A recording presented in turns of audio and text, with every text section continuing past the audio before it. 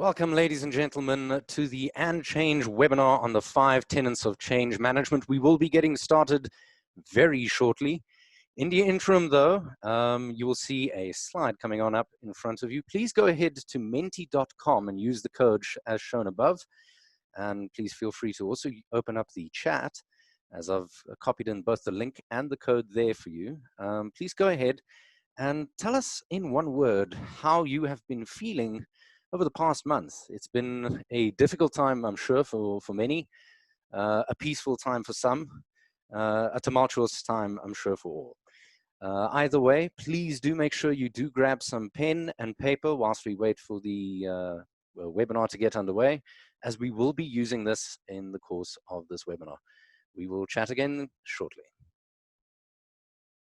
And I'm loving these responses. I know who else is watching very, very closely, and that is none other than Tom Marcicano, who will be your facilitator for today's webinar on the 5 tenets of change management. Tom, take it away. Good afternoon. Hi. Lovely to have you here today. It's really great. Wow, what a mixture of emotions there. Anything from curious to all sorts of other emotions. Yeah, it's been really quite a month, hasn't it? Okay, so we hope that we are just starting to cope with the change. Good afternoon and welcome here. Last time we were together, we worked on the case for change management, aimed at those already needing to do this kind of thing, to create the case. Next time, we're going to focus more deeply on change management return on investment. We'll even be looking at tools. So I'm looking forward to the next one as well. Wow, this time, we're going to look at the ROI, but I've contextualized this in the case of the basis for doing change management. Today, we are going to look at the 5 tenets of change management, a simple, logical, compelling way to show the direct connection between the people side of change and the expected outcomes of the initiatives and the projects. So what is a tenet? A tenet, it's a principle, it's a belief, honored by a person or people. And I would say, especially in this time, of stressful change, and I can see that on some of the responses, if you see what's going on in the news, the cabin fever that you were talking about, loss of jobs in many places, invasion of our houses by the, working from home. We change managers need to honor our principles. And that's really what we're going to be talking about today, our principles. So we begin with the reality of change and then position change management as the solution to that reality. So this is pretty much our agenda for today. We're looking at 2 things: the simple, logical, and compelling way to define change management and show this direct connection between the people side of change and the expected outcomes and the initiative. So as Nick asked you to do, please get yourself a blank sheet of paper, or maybe you want to open up Word doc or an Excel spreadsheet, it doesn't matter. But get yourself, I'm going to think in terms of a blank piece of paper and a pen, because we're going to build out here those 5 tenets that we're going to talk about to a project that you're working on right now. Of course, we try to keep this thing as practical as possible. The 5 tenets are a way for you to position those who need to engage with the change. But watch what happens here. We're really going to flip the story around. We're going to start with showing the direct connection, and then we're going to go to change management. So it's about flipping these. We'll start with the reality of change. Now, the 5 tenets emerged in 2012, when Jeff Hyatt and Tim Creasy rewrote the first chapter of their book on change management. And initially, the chapter was a sort of a laundry list of consequences, costs, and benefits, which is traditionally how we would present change management. There's a list of things we need to do that may go right or wrong. The context was missing. And it's one thing that Stephen Covey tells us: priority is a function of context. So this was about getting the context right, which would result in the priority that would be set for doing change management. And that is what the 5 tenets are going to do for us. So here's the list of the 5 tenets. What are they? We change for a reason. Organizational change requires individual change. Organizational outcomes are the collective results of individual change. Change management is an enabling framework for the managing the people side of change. And we apply change management to realize the benefits and the desired outcomes of the change. Look, notice that really the first three don't talk about change management at all, but the other ones do. So, you know, it really reminds me of what Eugene Ionesco once said. It's not the answer that enlightens, but the question. And we're really going to be focusing on that, the plain language questions that we can come out with that help others wrap their heads around the concepts of and the principles of change management, so that we can bring them into the process. So you can see here on the next slide that we're looking at some really plain questions here, the 5 plain language questions that explain the 5 tenets. Now, why are we changing? Who has to do their job differently and how? How much of the outcomes depend on the adoption and the usage? And what will we do to support the adoption and usage of the new way of doing things? And how will we be driving that adoption and usage? These questions you can begin asking tomorrow. You could ask your project manager that kind of question, right? You could really get that. That's the power of the 5 tenets. It sets off a conversation and that gives context. Now we can begin to unpack them, and that's exactly what we're going to start doing this afternoon. So let's start off with the first tenet. We change for a reason. It looks at why we are changing and gets people to nod their heads. And that's the goal of the first 3 tenets, to get people to nod their heads as to the reality of the change itself that we're working on. So we're going to start with what is change? And so, you know, what is change? It's moving from this current state. It's moving out of the way we are today through a transition to arrive to ultimately reach some kind of a future state, some future way in which we're going to be doing things. And this was described by an anthropologist, Arnold van Gennep, a long time ago, many decades ago. And he likened this to a rite of passage entailing a separation, a liminal stage, and a reincorporation. But most of us and most of the people who describe change will see it as things that are happening now, then a movement to what we want it to be. And there have been many contributors to this discipline. So, you know, Van Gennep was talking about moving from the, you know, separation, liminality, and then reincorporation. And then we get Lewin, who's talking about unfreeze, moving and refreezing. And then we've got Bridges, who's talking about the endings and then the getting into the neutral zone and then the new beginnings and so on. There's lots of them that have, that have contributed. In essence, of course, these commentators are all talking about 3 states of change, going from the as is, how we need to change, and how we are to be in the future. And when we understand this, we can manage it more effectively. So now some of you will say, hang on a minute, this is feeling a little bit archaic, because there's so much change going on in the world right now. All sorts of things are changing, one thing on top of the other. And sometimes, you know, it's not a case of unfreeze and refreeze. It's more like, you know, we're unfreezing, then we go through this kind of a slush, and then we never really refreeze, and there's never really a future state because things are constantly changing. Yes, that is true, but we can still do a better job of supporting our people if we think about change in these ways. So the goal is then to get to a future state that is better than the current state. We change to deliver improvement to the organization.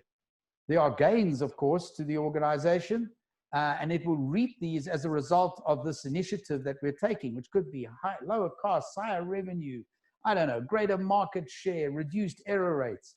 Those are the organizational benefits that we want to achieve. But there are some specific project outcomes as well that we're trying to achieve as well. So if the project is improving the quality rate, let's say, per 1,000 produced, this is what we would call the project objective.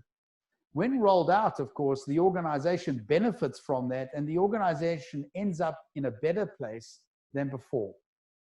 So we initiate the change to place the organization in a better position. So in the end, the reasons for the change pretty much across the board, and think of it in terms of this kind of diagram that I'm putting out here, where you've got internal and external reasons for changing. And then we also have triggers. We have the triggers today that are causing us to change. And of course, the goals that we are aspiring to. So in our organizations, the current state triggers could be the kinds of stuff I'm showing there. You know, maybe it's a strategic plan. And those are the internal triggers, but we also have external triggers, which could be customer demands, or it could be competitive threats, could be new technology that we're trying to use. So internally, we also, of course, aspire to get lower costs, to increase revenue. Those are the aspirations that we're driving at. And of course, from a goals point of view, from an external goals point of view, it could be improving the relationships with customers. So we've got all these triggers and all these goals that we're trying to achieve, both being triggered internally and externally. So we're going to do a quick poll now, and it's a quick poll because I really want to give you enough time to work on your sheet that you brought, that blank sheet. We're going to start working on that in a minute. But let's just do a quick poll here. And here, what I'd like you to do is I'd like you to choose the kinds of triggers for your change in your organization right now that it's experiencing today. It's the same process as before. You go to menti.com, put in the code, and off you go. And I'm giving you a selection of reasons. You may choose multiple ones. As you select them, the results should appear as a percentage total. So go to menti.com, type in the code, and chime in. Let's see. Okay, here they come. All right, some people doing it because they're strategic plans, new technologies, a lot of continuous improvement going on, lots of new technologies. Okay. Good. Keep good. Yeah. Why are we changing? Why are we changing? Okay. Look at how it's spreading. That's quite amazing, right? That's really quite amazing. So the takeaway for me is that, you know, organizations are experiencing tremendous amounts of change right now. And the reasons come from what's going on today. The reasons could be, you know, centered in the current state, or it could be something that we're aspiring to, where we want to get to in the future. And they can be both internally and externally driven. And I've kind of selected some from all over here. Interesting. So we're getting about 15% strategic plans, 14% continuous improvement, 17% new technologies, lots and lots of different reasons why we are changing. So let's now apply this. Let's put this into practice. So what we'd like to do is this first exercise, I'd like you to, and I'm going to give you a whole minute for this. I want you to divide your blank sheet of paper into 4 quadrants, like I'm showing you here on the slide. A line down the middle and a line across about 2/3 of the way down. And we're going to start in the upper left-hand quadrant.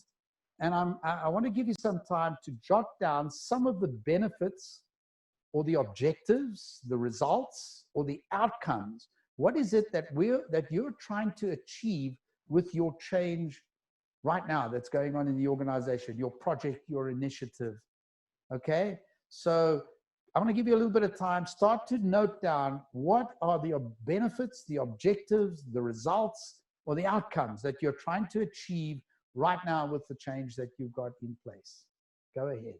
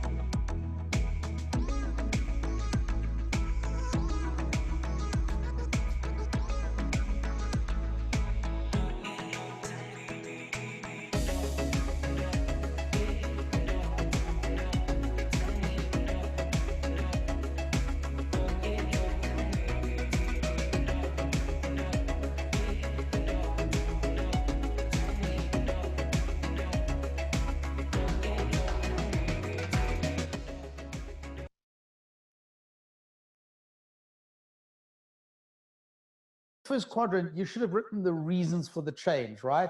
This is how we build the context for change management. That's tenet 1. We change for a reason. Now let's look at tenet 2.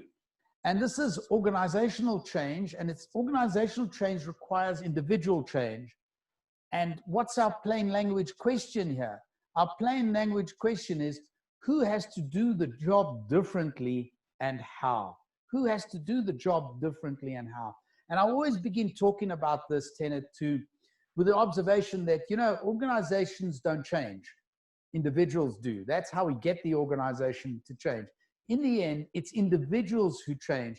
Whether we are introducing a change that affects a work group of maybe 10 people, or we're putting in a new ERP system that's going to impact 10,000 people, we're always engaging with individuals that have to bring the change to life, and how they, and it's going to change the way they do their work differently every day. So now we tend to focus on change at the organizational level. And it could, of course, be all sorts of new things, the new ERP, the restacking of the physical location, maybe because of COVID-19, and the new business processes that flow from that. Maybe it's the introduction of a shared service. So I'd like you to jump across to the chat box. Remember, you've got a chat facility here. You can go to your chat box and go to the chat box of the webinar and chime in some of the changes that you are working on right now. I'm not going to, you don't have to list your names, that's fine. Only the type of what sort of change are you busy working on right now. But I want to get an idea of the types of changes we are dealing with these days. Okay, Nick will read these off as they start to come in. So Nick, are we getting any? What kinds of changes are people involved in? Well, here they come. It's everything from implementing Office 365, implementing a PLM software, implementation of a new point of sale system, systems changes, improving customer experience, implementing SAP, projects information published via SharePoint. Interesting, that one. Yeah. Digitization, I'm sure, is one that is very, very common. Well, I say common, very interesting, very pervasive in today's world. Yep. Enhanced information security protocols, document management, digitization again comes on up. Yeah, it's to be expected, but interestingly enough, just looking at the nature of these changes, pre-COVID, post-COVID, we're still doing change. Yes. Upgrade of an ATM to an EMV standards. Okay, so change goes on, right? Even amongst the changes that we've got. Absolutely. Cool. Thank you for that. Thanks for chiming those in. Thanks for sharing those, guys. Let's move on. In each organization, of course, change impacts how specific employees do their jobs. And we'll look at individual change. All these changes that Nick read out, and some of those he didn't, impact how individuals do their jobs. And in the end, it's how change happens.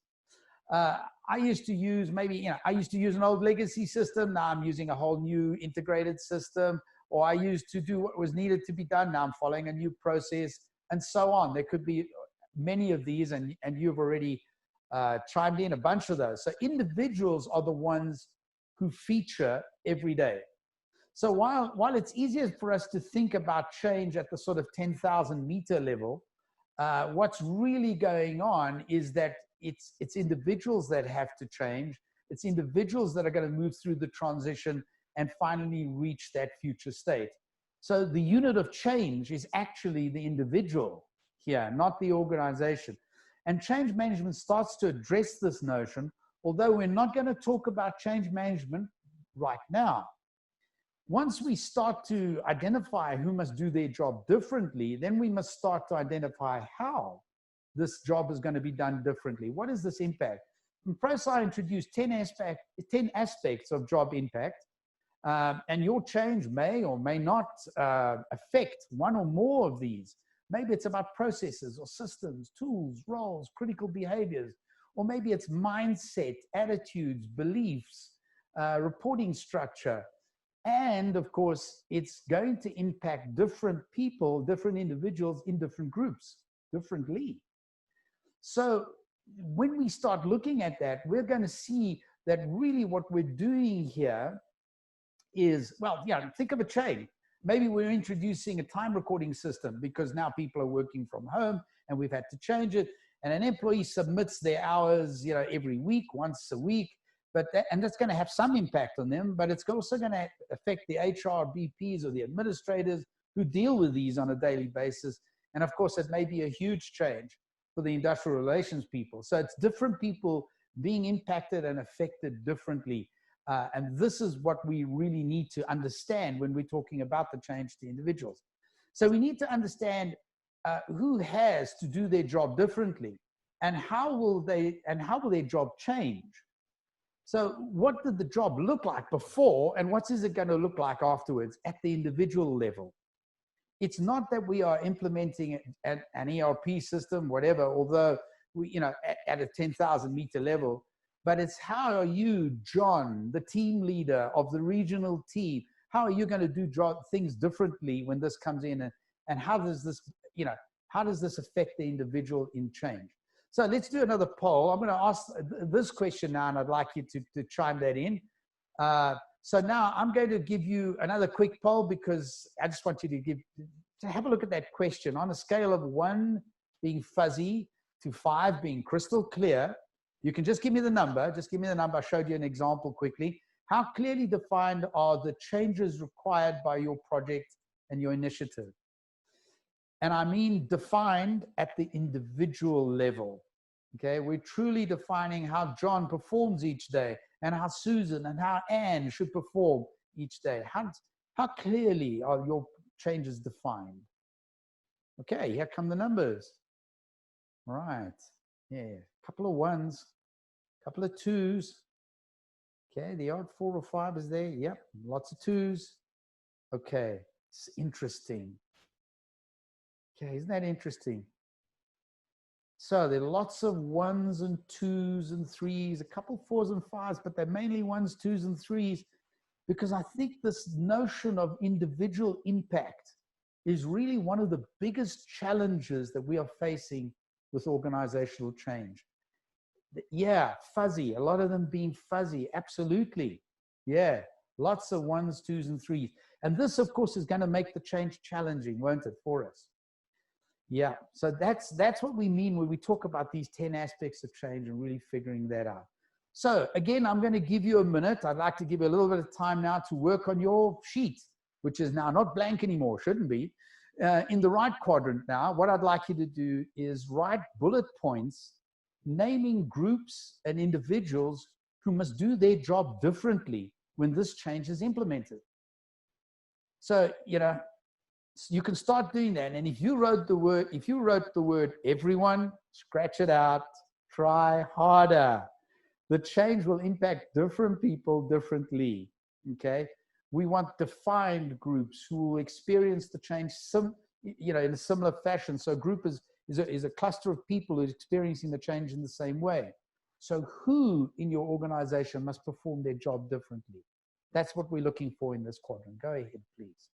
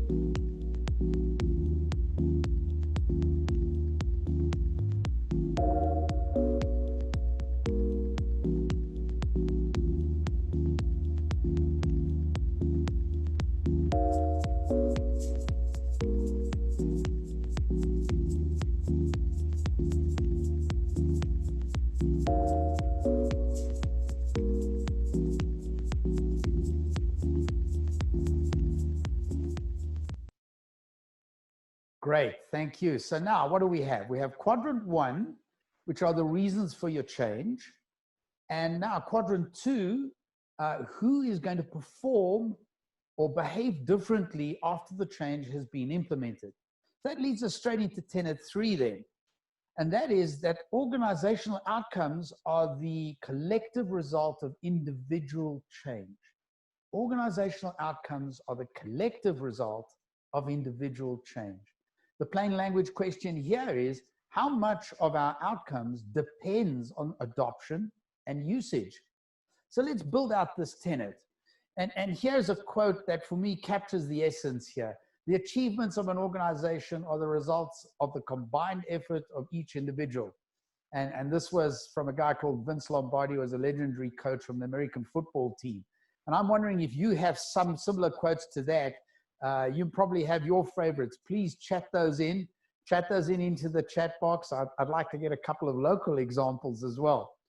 So successful outcome of any change initiative is the result of the combined effort of everyone involved. And yeah, now while we think and we look at it at this sort of higher level, we established obviously with tenet 2 that it's not really about that. It's about the individuals. And we can lose people along the way.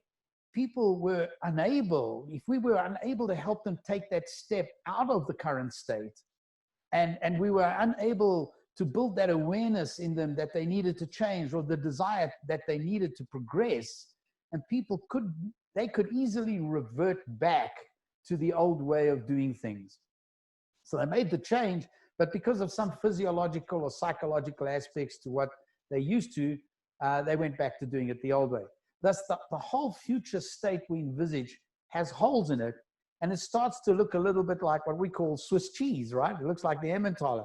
It's not the complete realization of what we targeted. So we may have funded this project. That is not the picture that we are aiming for, is it? So it's individuals collectively that we need to get on board to arrive at the future state. And the people side of change is about crossing this chasm. It's about closing that gap between requirements and results. It's about making sure that it's not just focused on generating outputs, but truly on the outcomes that we're trying to create for the organization. Because it's those individual transitions that help us close that gap.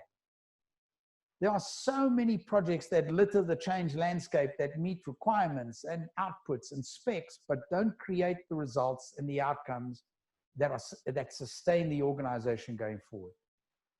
And it's because of tenet 3 that these organizational outcomes depend on the individual changes.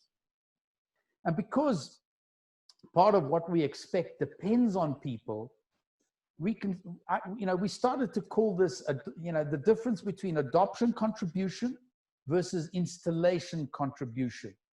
So if a change is a very technical change, it's a technology or it's a hygiene project or it's an update to some operating software, it's going to have a very small dependence on adoption, a small adoption contribution. But if the change really does depend on people behaving differently, performing differently in a new way, with new values maybe, we have a higher adoption contribution there and a higher people dependency, and therefore a higher return on investment of change management. And this people dependence is the key is the key that's going to pivot and be the pivot point in moving this conversation forward. And so that is really what we're driving at. And because part of what we expect depends on people, this is what we're going to be driving at when we look at the return on investment in change management in our next session. But let's take another poll. And for this one, I'm going to ask you a question, and I call this the killer question. And this is really the key question that we could be asking people. For a project that you're working on right now, I'd like you to estimate what percentage of the expected results depends on employee adoption and usage of the change. And round it up to the nearest 0 or 5%, that's okay. And leave out the percent sign. Just give me the number, okay? Let's see, what percentage depends on adoption? Wow. Here they come. Isn't that interesting? Lots of changes. And we know from what we saw before, different kinds of changes. You're doing so many different types of changes. Look how many of them have such a high dependency. I mean, the most common one here is 100%. So that's what we're really saying. You're telling me that 100% or 90% or 60% of the outcomes depends on how people are doing their jobs. And this is where we get the context. This is how we get the priority. That's the killer question to ask the executives. What percentage of the results depends on people adoption? And in their book, Change Management, Jeff Jeff Hyatt and Tim Creasy captured this right at the beginning when they said, you know, the results and outcomes of workplace changes are intrinsically and inextricably tied to individuals doing their jobs differently. So how do I connect those reasons for change to the people who have to do the jobs differently? And that's what we're going to do in our sheet exercise in a minute. Because what we're going to do is start to connect the reasons to the groups. If we truly want to achieve what we set out as reason number one, which groups are, in the organization are going to have to perform? And what about reason number two and reason number three and reason number four? And that's really the exercise that becomes quite important for us to do now.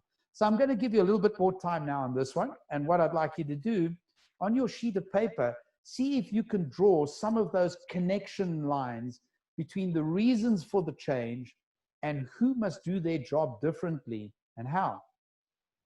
And I've got a little bonus for you down on the left there. You'll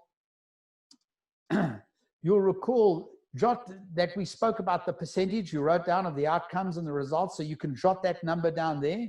The number, that depends on the people.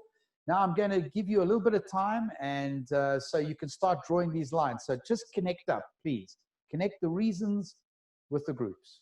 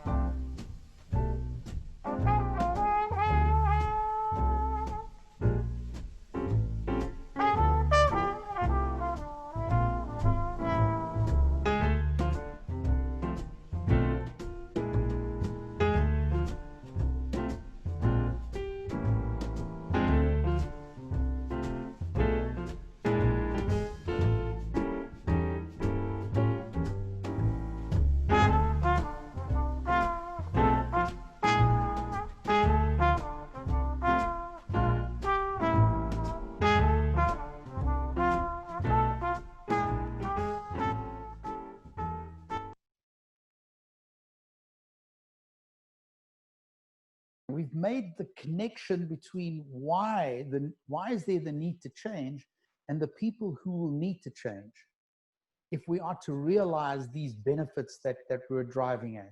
That's the connection we've made here, a really important connection, a fundamental one that we can help other people see as well.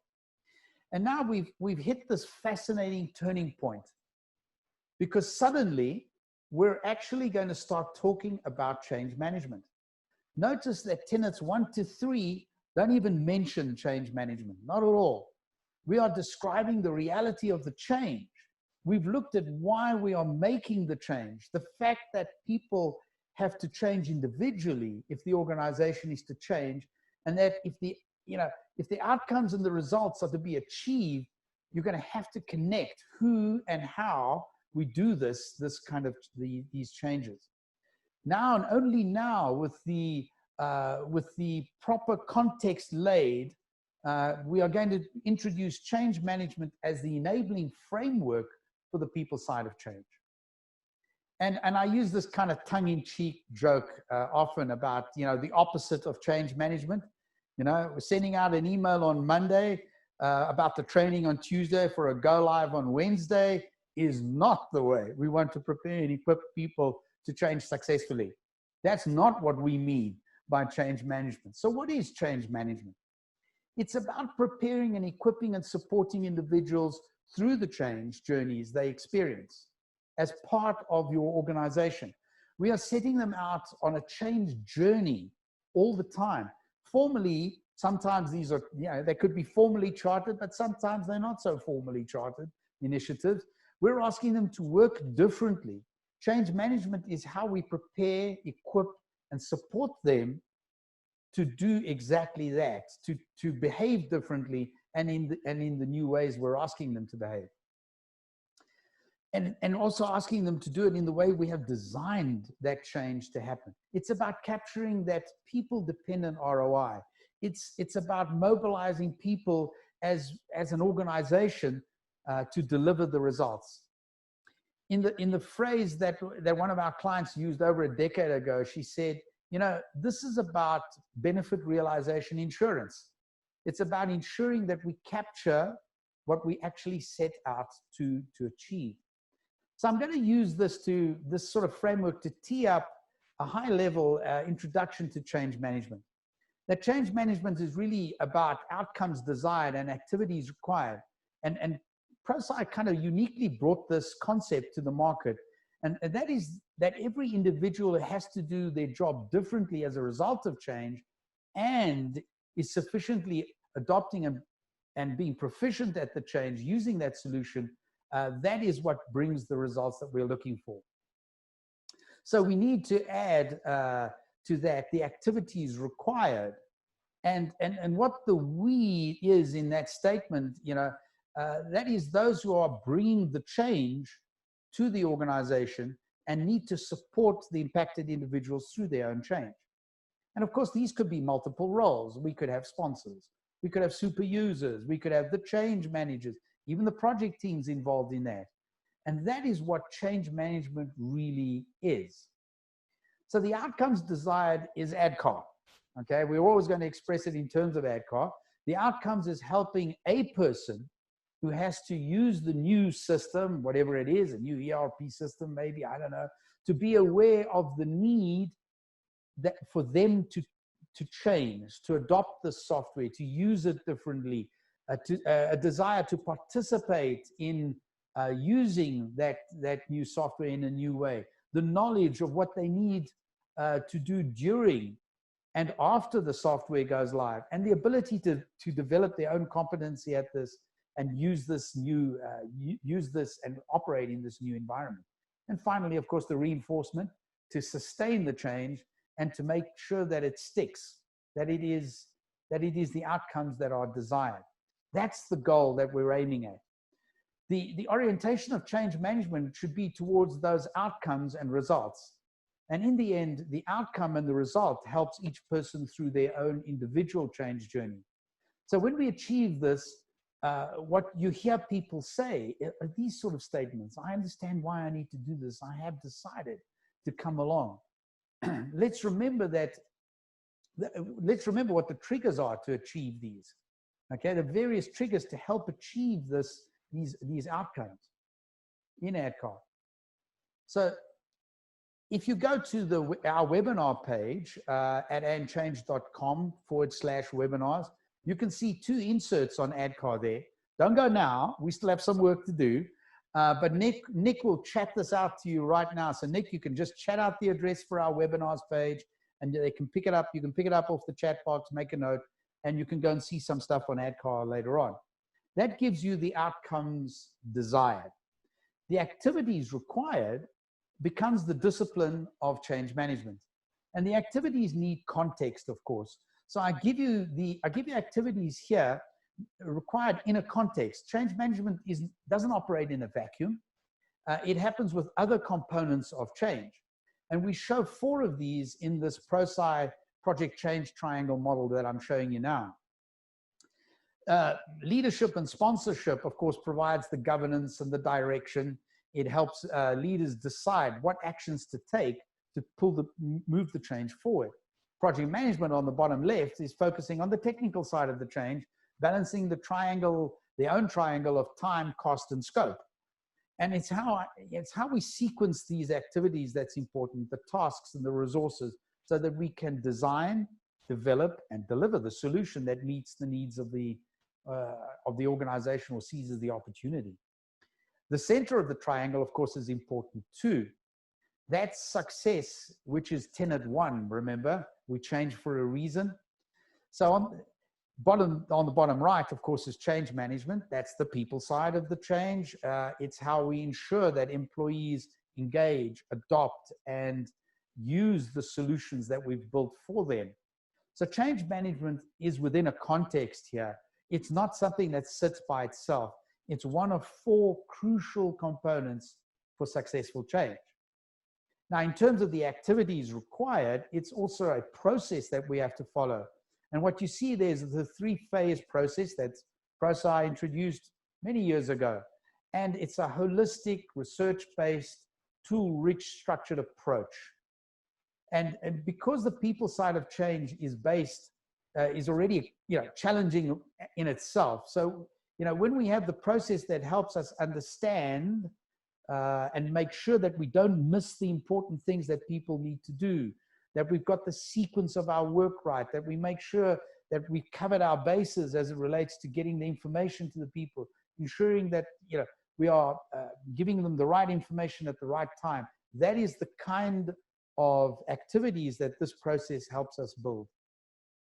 And of course, we have to scale it to the situation and to the groups themselves and how they are reacting to change. And of course, there's tools that we use to help us through this ADCAR journey that we're taking them. So the activities required need context too, and they need to happen in a process. And that's what we do with change management. The activities required are also executed via a system, not an individual. And that's an important piece to note, that change management is not done by a person, the change practitioner. It's not like that. It is done and mobilized in an activated system. And what you see here is a very simple depiction of that. We have frontline employees who engage, adopt, and use the change. We may get them involved in the solution design. That would be great if we could do that. People managers, they're the frontline leaders, and their responsibilities to support and direct their people in the change. And ProSci research has suggested CLARK, which is kind of like an acronym, which means that managers need to be good communicators. They need to liaise with the project team. They need to advocate the change. They should be the resistance managers, and they should coach their people through the change. That's what we really teach them when we take managers through their program on change management. They have the relationship, they have the proximity to the people, and of course the trust of their people. And that's why they are so critical in times of change. The project team, of course, is important. They design, develop, and deliver the technical solution. And our goal is to get them to do what they need to do to help that adoption and usage, and keep that in mind. Change practitioners, of course, lots of us in this room are change practitioners, bring the structured approach that I described earlier, the process and the tools, set the context, and drive the adoption and usage of the change, as well as the crucial role of enabling the rest of the system. And 10 times out of the 10 studies that were done by ProSci, when they conducted research about the top contributors to success, it always came out to be active and visible participation by senior leaders. So we should never forget them. They're very important in this process too. So they need to fulfill what we call the ABC roles, being active and visible with their people, building a coalition of support amongst executives, and communicating directly with their people.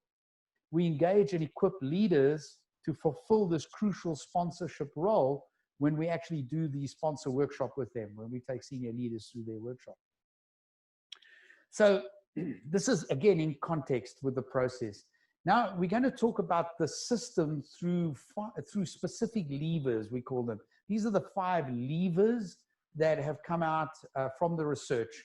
So there are 5 action plans, if you like, that we need to build. The sponsor roadmap outlines the actions required by senior leaders to fulfill their ABC roles and their responsibilities. The communication plan, I often juxtapose this alongside what I call a telling plan. You know, project teams often have telling plans. They tell employees about what's being done, telling the teams what's going to happen soon, what's the next thing that's going to be developed. Tell them what's, you know, the next step in the project. A people-centered communications plan is different because it sends the right message to the right audience at the right time. And it comes from the right sender, who the people would like to hear that message from, and obviously using the right channel as well. That's the difference between a telling plan and what we call a communications plan. The coaching plan is that which managers use to help engage their employees with the change and help them fulfill that clerk role that I was talking about earlier. The training of a plan, of course, is an attribute. It's an asset of the change management system. It helps identify the skills and the gaps that we need to close in those skills before, during, and after the change. And the resistance management plan is also an asset in the change management methodology because it can look at resistance from different perspectives. We could ask ourselves, well, what could we do to prevent resistance from happening in the first place? Or what could we do proactively, leveraging our foresight about how people are engaging with change and how much change is going on? What could we do to proactively do some things that could mitigate the resistance? And finally, you know, how would we react to resistance and address it, you know, if it came up anyway, even if we couldn't foresee all of that. So in context, via a process, in a system, and through these levers, for me, this is the real kicker. This is the bottom line where ProSci change management creates that difference, because what we're trying to do here with these levers is build ADCAR, is build the journey for the people through the change. So each of these levers will have specific elements of ADCAR that it is trying to help and trying to build in people and give them the support as they go through the change. We don't train awareness. Sponsors don't sponsor ability. We use the right tool based on the right outcome to get the right outcome that we're trying to achieve with an individual going through their journey of change. And that is how we bring all of this together. So I'm going to give you another little bit of time now to jot down a couple of notes from what we've been discussing here on your page. So on the bottom left is where you start to capture your notes about your change management approach. You know, are you using a structured approach? Are you scaling and customizing your approach to the different groups? How would you do that? Do you have a dedicated resources to do this? Do you have the budget? Are you aligned with best practice when it comes to doing this kind of work? So I would like to give you a little bit of time to think about this and start making some notes about how you're going to approach managing that people side of the change. So here goes. I'm going to give you some time for that now.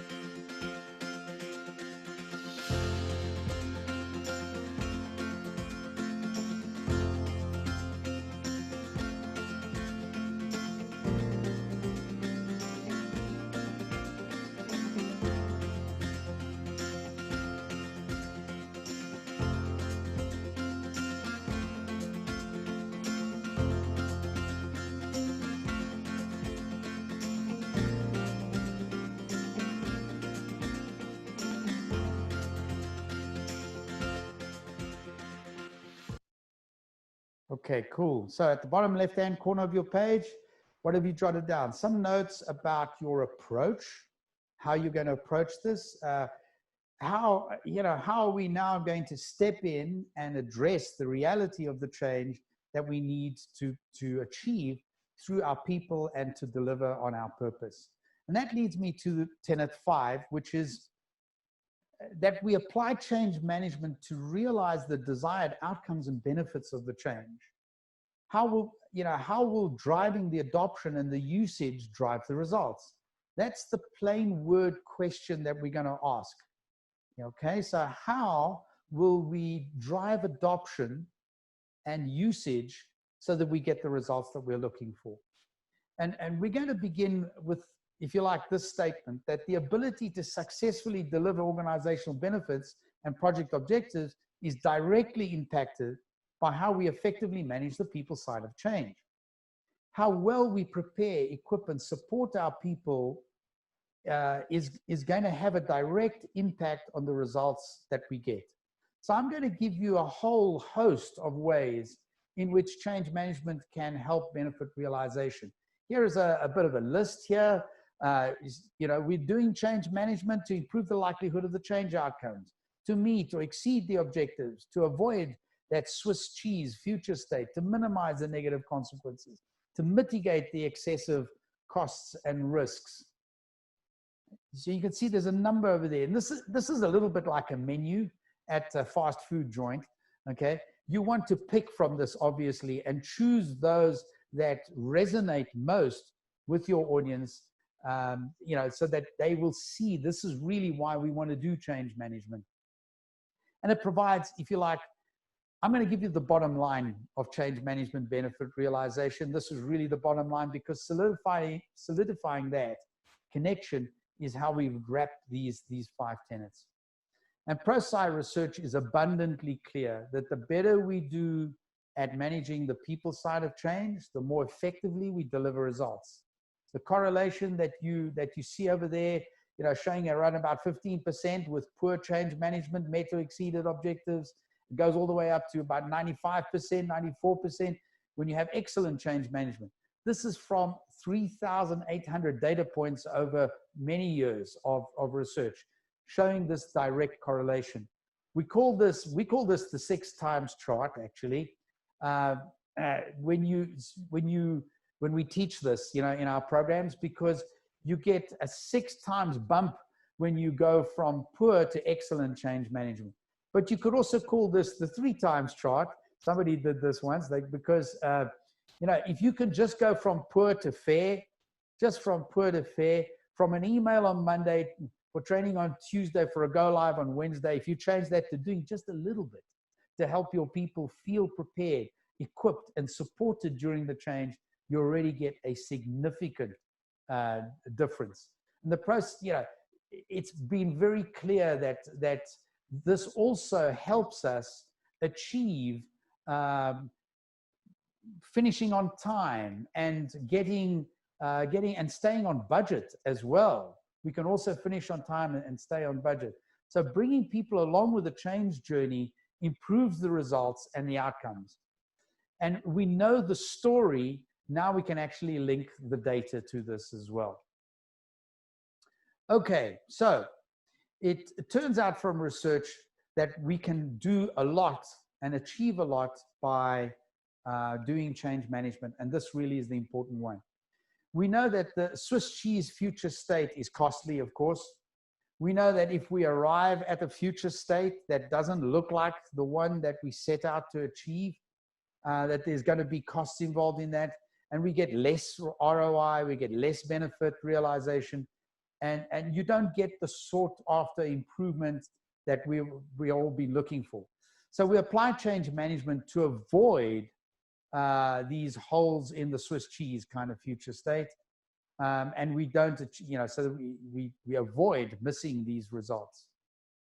So we apply change management to minimize, if you like, the negative consequences. And what you see there is a wonderful word cloud that was generated at a conference a few years ago. The negative consequences we can address directly when we prepare, equip, and support our people through change. when we prepare, equip, and support our people, we can address these and start to minimize the frustration, minimize the failure rates, and so on. And we know what it feels like. Of course, you and I know what it feels like to work in an organization where change is not being managed well. And those consequences are what we can start to address when we bring good change management to the initiatives. So we apply change management to help mitigate and reduce costs, specifically if the organization or industry that you're in right now is one where risk or mitigation is a big piece of the organizational framework, then we can start to describe the costs and the risks through more effective change management. And where I want to introduce to you what I call the expensive re's here. You know, through, there are times when, and have a look at those re's, you know, rework and redo and retrain. And this is really what we're doing here. We're trying to avoid these expensive re's. And that's a very good reason why we want to do change management as well. So it's also about mitigating that. It helps address the costs and risks here. Now, I've got a chart here, which I'm sorry is a little bit of an eye chart, but later on, I'm going to ask you to perhaps chat, you know, send us something. If you send us something, we'll send back this chart. But really what this is showing is specific concrete costs and risks if the project doesn't go well, and what we can do to avoid those. Of course, there are ways of managing, of measuring, I beg your pardon. There's ways of measuring how people change, and we must give some upside benefit as well. And we start to drive the people side outcome variables. ProSci introduced these 3 measures a long time ago, and they've stood the test of time. And basically, what are they? There's speed of adoption, ultimate utilization, and proficiency. These are what we call the 3 human factors that impact or constrain organizations' return on investment. How quickly did we get people on board? How many and how well did they come on board and are using what we've given them? These 3 human variables, if you want, are the people side outcome variables that determine return on investment. And with better change management, we drive faster speed of adoption. We drive a higher utilization of the change and a better proficiency, which drives the return on the initiative. So better change management helps us drive the people side ROI. And you all helped me earlier on make one of these word clouds where you were describing this. But the question is that you could ask your senior leader, hey, senior leader, I know you're trying to decide if change management is worth the investment, but what percentage of the ROI of this project depends on the way people do their jobs? Oh, well, I think it's, I don't know, maybe 85%. Okay, that's cool. So what are you willing to invest to capture that 85% of the people dependent ROI? Because that is what change management is all about. That's how we close the loop here. And in the end, it's about driving the results and the outcomes. And a long time ago at a conference, Jeff Hyatt got up and said, you know, the only reason why we do change management is to drive better results and outcomes. So it turns out that by treating people the right way and helping them along the way to doing what is right for them, we also get better results. So there is a huge altruistic piece in here as well. But in the end, it's about getting the results. And that's why we're doing change management. So here's my sort of slide to summarize. We apply change management for these reasons. You've seen this before. I'm just reminding you of those. And last piece of work, last 30 seconds I want to give you is to jot down in the 4th quadrant some notes. Just put down some notes, and then we're going to open up for Q&A. After this, I'll have a request of you. So capture in the bottom right the value that we can create by more effectively preparing, equipping, and supporting our people through the change. And I'll give you some time for that, and then afterwards I'm going to ask you to do something for me, please. So go ahead, please.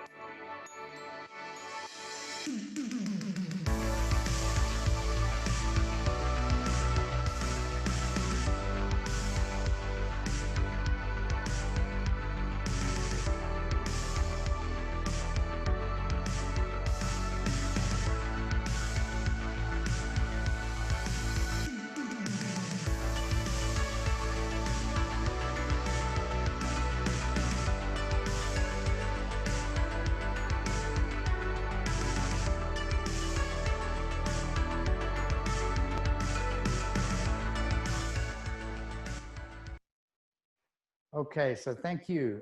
So if you played along and filled out your sheet, and if and only if you're comfortable sharing what you wrote, I'm very, very curious. So if you're willing, able, and are so inclined, why don't you take a picture of your sheet and send it to robert@anchange.com. Bob is, you can say hello to Bob as well. He's sitting at the back end of that email address. Okay, robert@anchange.com. Nick will chat it out to you as well. I'm curious to see if you were able to take those 5 tenets of change management this afternoon and create a canvas, if you like, for the context of change management.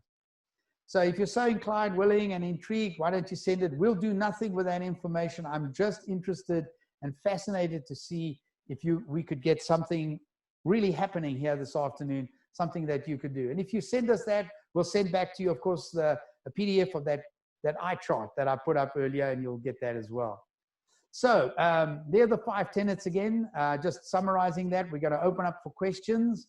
Yeah. Thank you all. Thank you very much. Nick, Joanne, and Bob is also involved in this. This question time. Thank you for joining me today. Let's see what questions. Chat in the questions, and Nick will go ahead and ask them and voice them out. Let's talk. Let's see. Any questions about what we did today?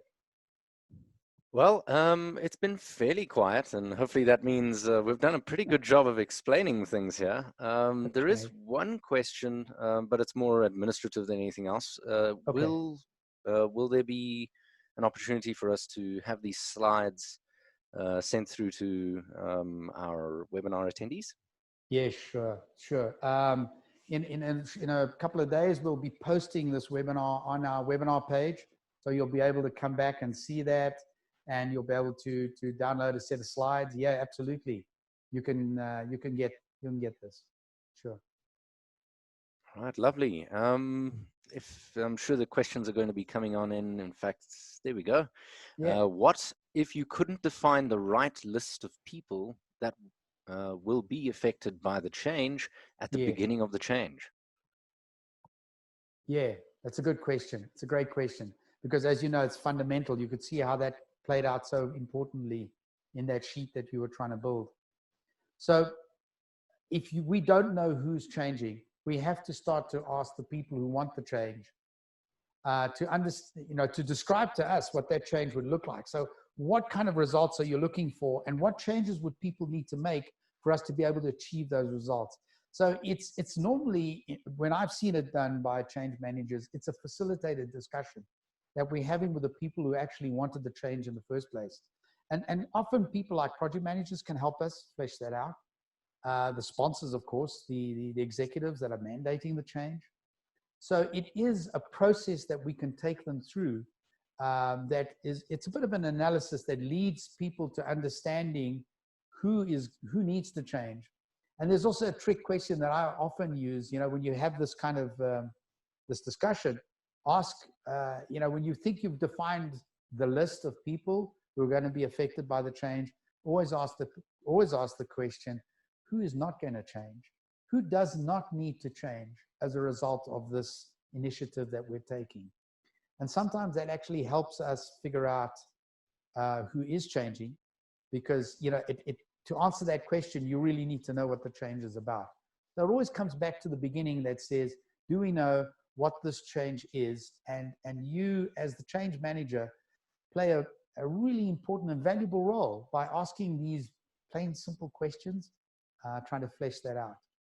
Lovely. There's plenty of other questions coming on in now.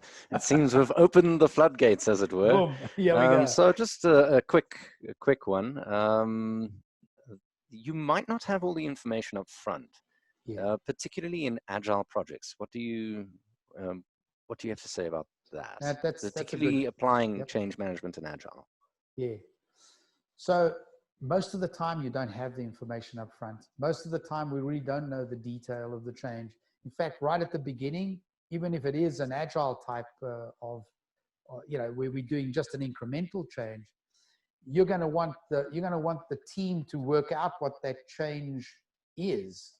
All that's normally given to them is, we need this result. We need an improvement of X%. in the feedback we're getting from customers, customer satisfaction.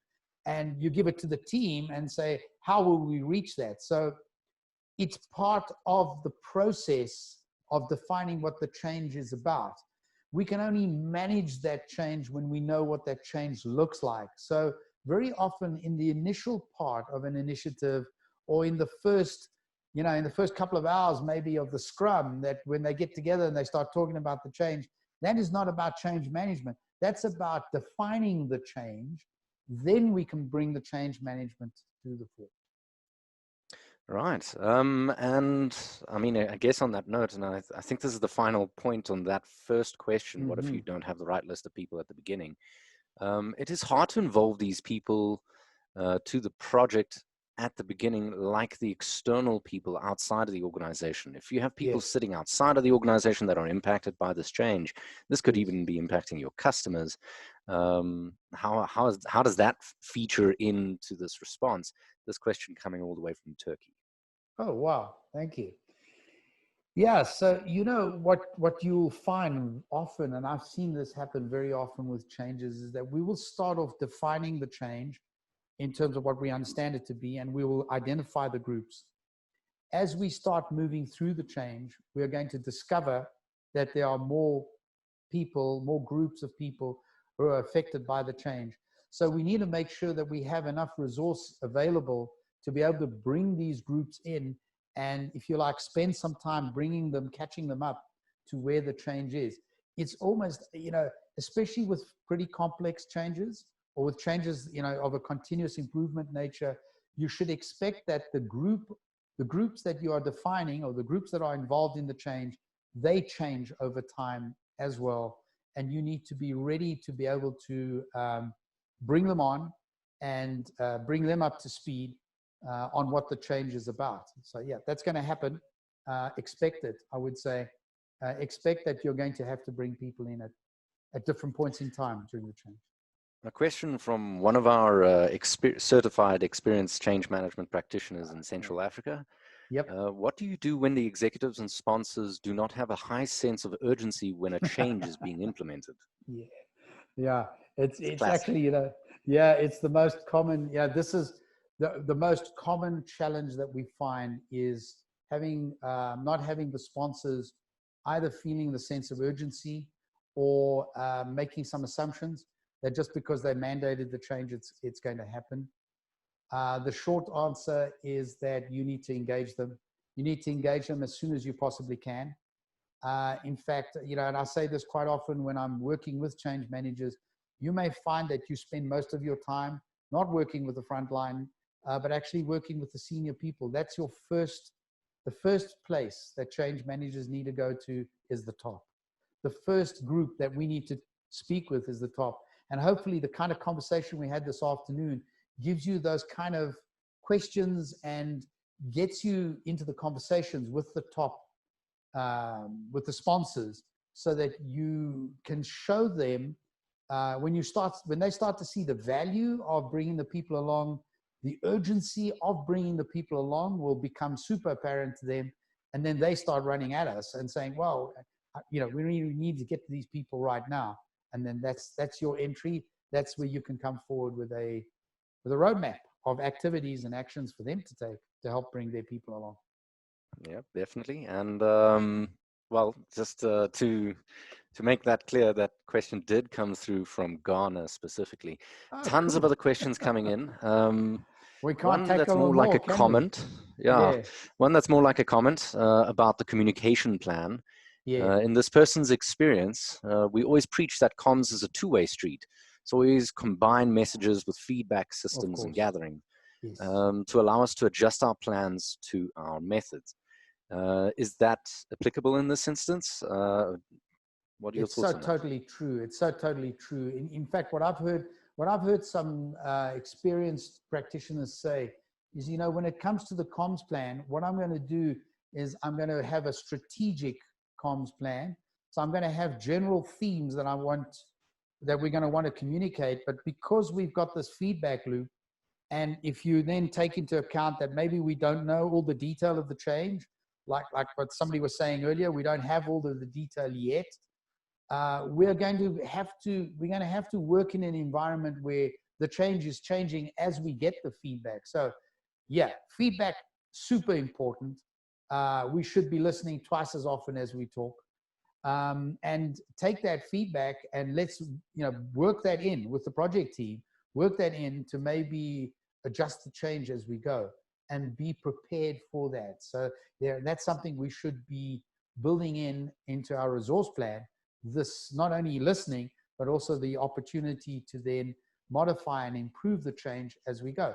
So, I mean, that of course is great for things like, like doing agile type development. That's exactly where agile really comes to the fore and becomes such a powerful way of doing it. And by the way, we have integrated change management with the agile method. It's a workshop that we run that we can actually work with people, show them how we can take the same change management method we've been speaking about today and sort of integrate that with the agile approach. Well, related to that, another question, how do you effectively implement change management in an environment where the leadership isn't trusted?